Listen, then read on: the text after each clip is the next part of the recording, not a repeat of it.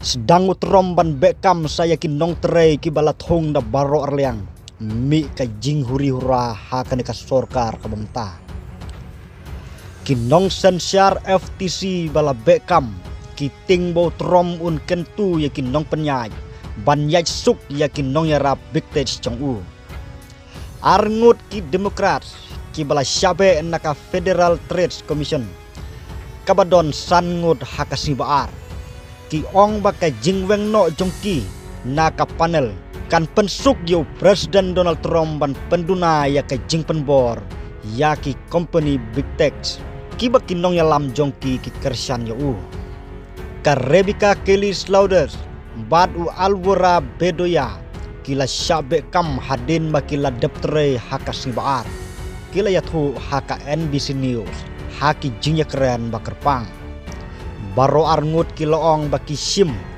baki jing syabe kam kilong ki babean da ka bakadau ya ki rai jong ka ying bisar bahaklidu jong usnem khat khandai spa lai pusan hapo ka mukoduma home spray executor persya ya ka Amerika bat kiloong baki thmu ban modoi ban penrung kambiang yaki ka White House kam siam la jubab ya ka jingkeli balapha da ka email halor ki jing maham jong ki commissioner Henry unong aiktin u Taylor Rogers ulakam bau trom udon ya ka hokat kum ka an ban be kam yaki u Presiden Trump udon ya ka bor kat kum ka an ban penyaj ya ki briu hapo katnat rekam u Presiden Trump undang peteng ban pendu ya ka sorkar pedeng na ki nong yele kai basneu ki bom yaham bat ka jing thmu ba janai jong u ka ba ki pajba Amerika ki lajit da ka ba ku jingmot ong ur rogas haka kerwo balapha da ka email ka FTC ka bala thau house nem khat khandai khat saw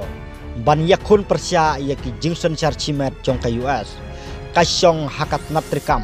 Henry kalong ka balai loj haka history naka kam presiden kadon prangut kidkot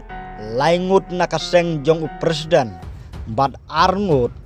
naka liang persya kaba penlong ye ki jing tokit jong ka banlong ki ba ar liang mamla